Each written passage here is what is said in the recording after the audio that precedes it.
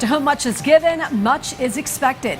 And since Vice President Sara Duterte received over 32 million votes in the last presidential elections and a 58% trust rating in the latest major pollster survey, she should be held into higher account for how she does her work and spends taxpayer money.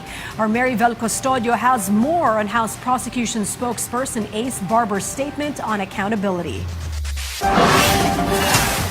Popularity is not immunity from accountability.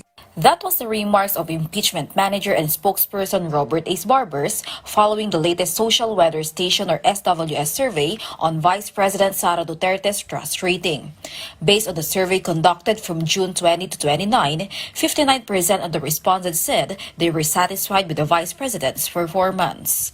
While the second quarter 2026 SWS survey also showed that 70% of the respondents believe Vice President Duterte should answer the impeachment charges to address allegations against her.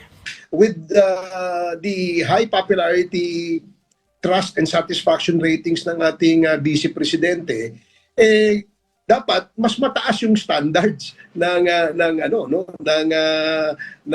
standards ng accountability ng kanyang opisina at hindi dapat lumalabag sa ating mga batas dahil yan ang kanyang sinumpaang tungkulin.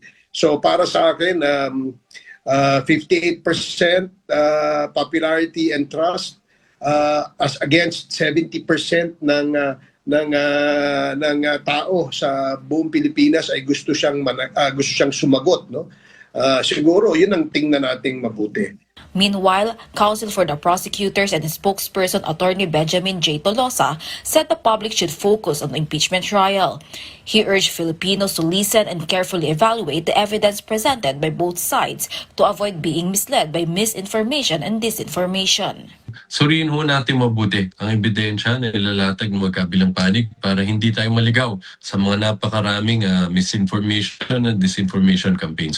Meanwhile, the Senate Impeachment Court is studying ways to expedite the impeachment trial. The trial will resume on July 29 when two Land Bank branch managers, Violeta Constantito and Anita Camposano, are expected to take the witness stand. Vel Custodio for The Nation.